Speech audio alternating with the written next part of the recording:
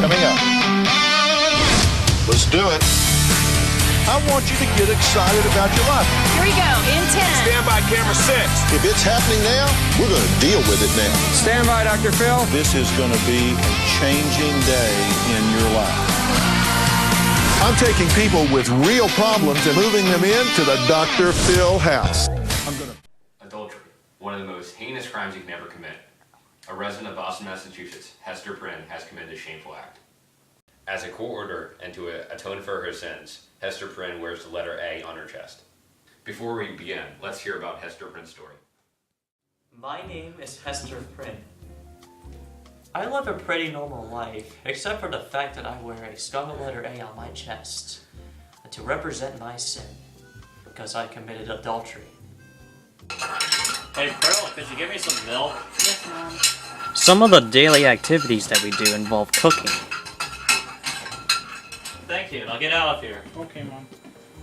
However, we mostly do needlework. Outside, though, we are mistreated. Hey, that's a really nice orange. Hey Hester, have you been sleeping with anybody lately? I'm just kidding. Oh, well, I'm gonna buy this orange. Alright. Sometimes when I'm going outside, strangers will give me dirty looks. Even at home, we are mistreated by the public. Oh, hey, it's Hester again. Overall, life's pretty hard, but I make do with what I got. So, Hester, I gotta ask you, where's your husband in all of this? I do not know. He's been gone for 4 years. I haven't seen him since. I see. Now, Hester, you come from a very, very different culture from the rest of the world. Now explain to me why the court would have you wear this letter.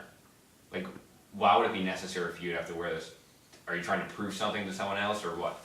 Well, let me first explain the process of my punishment. First, since I didn't reveal the identity of my lover, I was sentenced to the scaffold for 3 hours, and then I was forced to wear the scarlet letter that is on my chest for a lifetime to teach those in my town that they shouldn't sin. Okay. So, Hester, what does the scarlet letter represent? Well, the meaning of the scarlet letter has changed over time. What people used to thought it meant was adultery, because I committed adultery, you know. But over time, when people saw my charitable work, they realized, well, she is an able woman. You know what that scarlet letter means? Able. I really respect her. Well, after 7 years, you still haven't revealed the secret behind this young lady's father. My name is Pearl. So, Pearl, are you and your mother getting along well? Yeah, we get along. And what about outside the home? Do you have any friends? Not really. People treat me and my mommy funny. Like, one time, some kid started making fun of me, so I decided to throw rocks at him.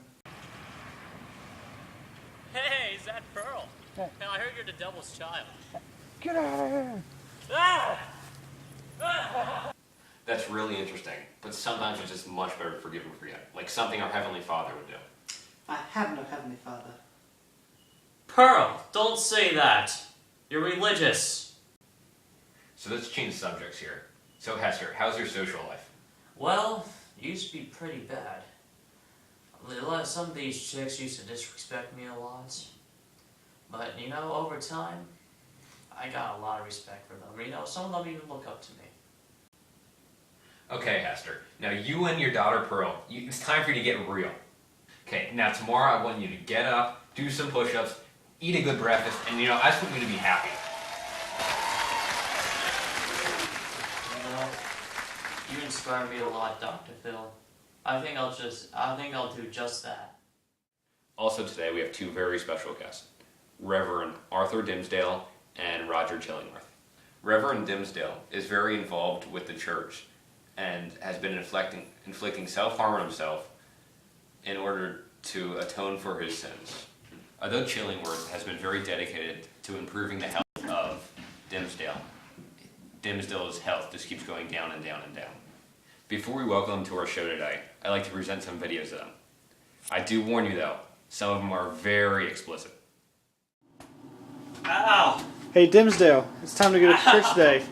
You also gotta take your... Ow! Ow, this really hurts. I guess I'll get out of here. Okay, let's introduce our guests.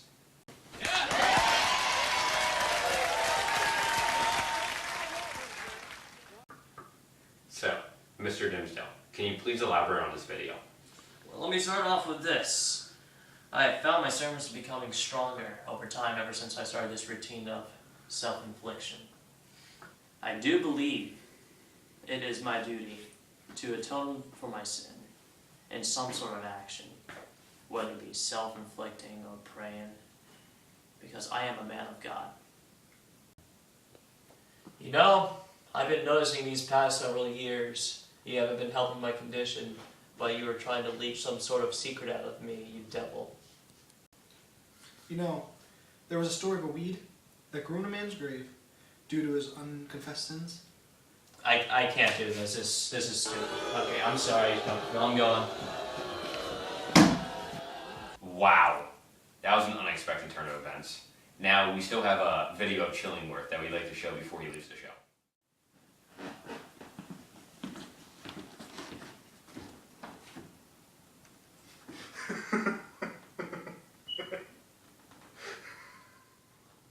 Can you tell me what that was about? I mean, what was that? I can tell you this. I was happy when I found it. You know what? Get off my show. Okay. I don't want any monsters like you again. Okay, that's all we have for today. We'll see you again in a distant future.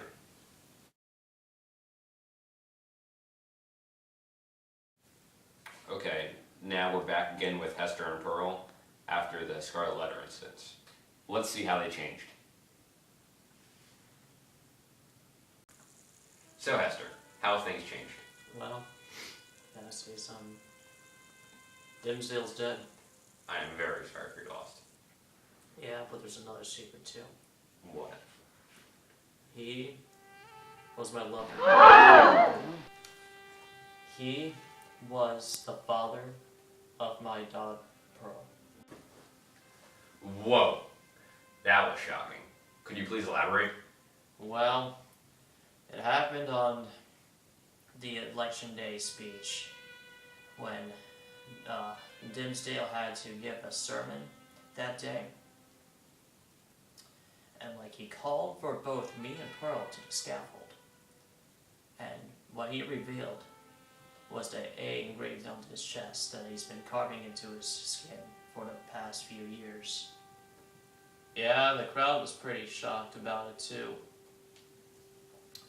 What ended up happening is because of the guilt he's been feeling all these years, he just collapsed and died. I don't know how he died, but just from all the torment and pressure that was been on his shoulders, I would imagine I would have died that day too. Chillingworth apparently knew this all along. He was actually my husband, by the way. So Pearl, what's new with you? Well, I started a family. You know, I have 2 beautiful kids and a loving husband. It's going pretty well. So what happened with you and Chillingworth? Funny story about that. I actually inherited all his money when he died. So what do you do with all that money? Well, I started a family, and then I took them and some friends to Disney World.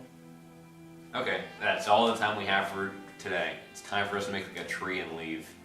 It's time for us to make like Dimsdale and die.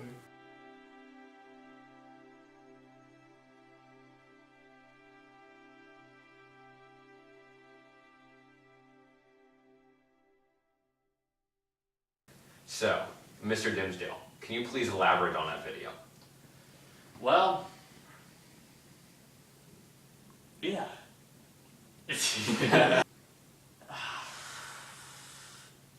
I do believe it is my duty to atone for my sins by inflicting pain upon myself, for I am a man of God.